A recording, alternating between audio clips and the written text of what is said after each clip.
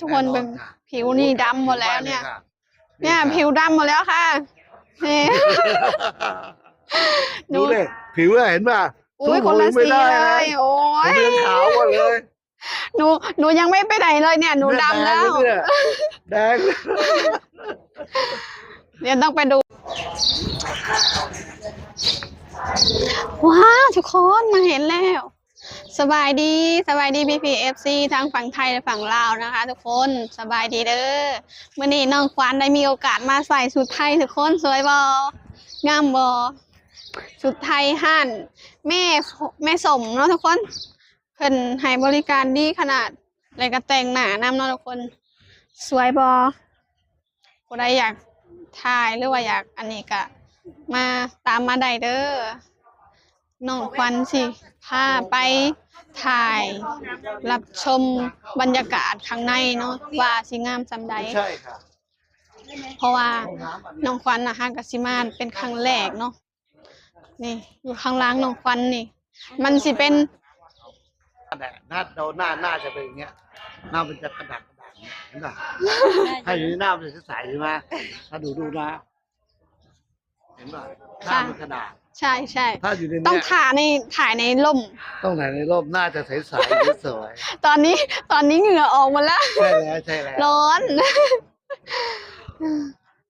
ะทุกคนเดี๋ยวสิพาไปเบิ่งบรรยากาศอยู่ข้างในเนาะมันแดดมันร้อนขนาดไหนโอ้ทุกคนเป็นผิวนี่ดำหมดแล้วเนี่ยผิวดำหมดแล้วค่ะนี่ดูเลยผิวเห็นป่ะอุ้ยคนละสีเลยโอ้ยผมเป็นขาวหมดเลยหนูยังไม่ไปไหนเลยเนี่ยหนูดำแล้วแดง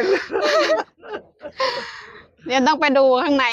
ว่าคนเยอะไหมไม่เยอะค่ะไม่เยอะหรอคะวันนี้ไม่เยอะเลยน้อยมากวันนี้วันอาทิตย์นะวันอาทิตย์แต่ว่าไปทุกคนเดี๋ยวสิพาไปเบิ่งบรรยากาศอยู่ข้างในวัดอารุณเนาะวัดอารุณน้องเอมี่สบายดีแนมพอดโบเห็นแม่มันมืดนะสบายดีจ้าน้องมิมี่วันนี้มาใส่ชุดไทยเป็นชุดไหนเป็นยังไงความรู้สึกสวัสดีสิขวัญเป็นอะไรพี่สวยบ่นี่งามบ่ว้าวสวยแฮงทุกคนเบิ่งโอ้ยแต่ก็ยักเดินไปเลยอาย FC บอกว่าอุ้ยน้องมิมี่สวยแท้น้องมิมี่สวยแท้ไปถ่ายวัดอรุณให้เบิ่งแน่ว่าซั่นสิไปถ่ายวัดอรุณให้เบิ่งเด้อทุกคนตอนนี้มันกำลังแบบแดดมันกำลังแห้งๆตอนนี้โอ้ยแดดบ่ไหวป้า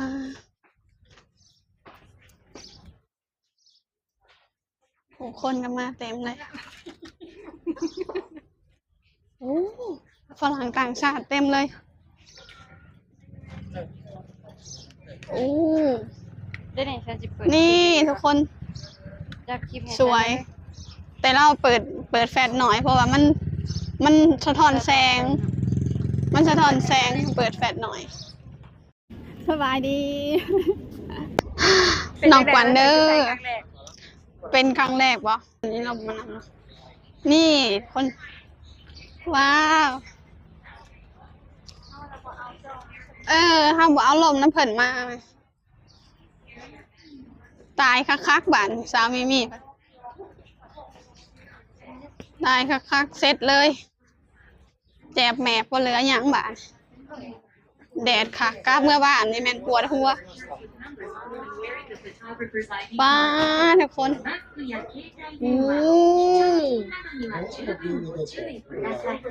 สวยงาม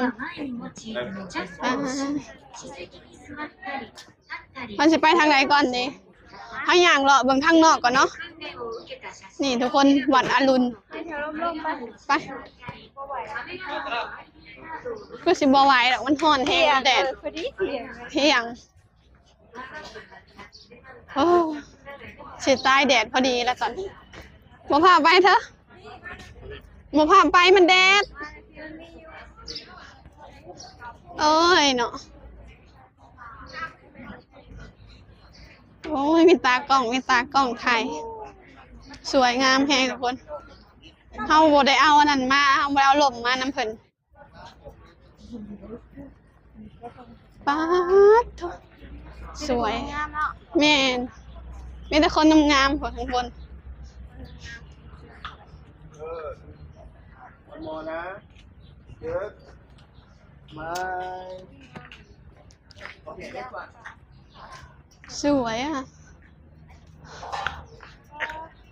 ส่วนเฮาไม่รู้ว่าสวยไม่รู้ว่าอะไรนะ งามไปเบิดเหลือแต่บ่งาม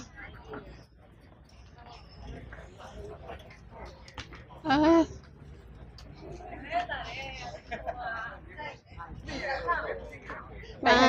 ไปทางไหนเธอมันแดดนี่บ่ไหวบ่ไหว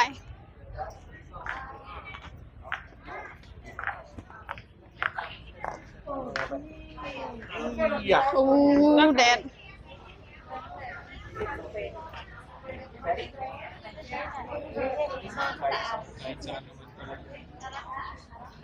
โอ้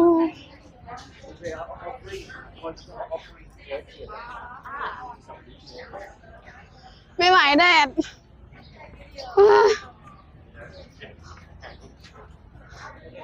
ร้อน นี่ทุกคนนี่ก็คือทางเขาแล้วทุกคน สวยมาก วันอรุณจ้า จริงเลยเนาะ นี่ผู้ได้ทีแบบว่า มีเวลาอยากมาเล่นอยากมากราบไหว้บูชาเนาะก็มาได้ใส่ชุดไทยก็ใส่ได้เนาะทุกคน สวย แต่ว่าตอนนี้บ่ไหวแดดร้อนแห้งคนใจสิขาดแล้วร้อนตอนนี้นะเดี๋ยวน้องควันน่ะสิไปชาร์จแบตค่ะ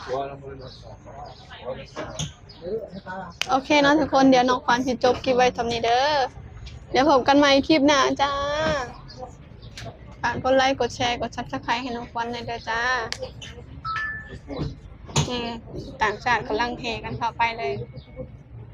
เต็มเลย โอเคนะคะทุกคนสวัสดี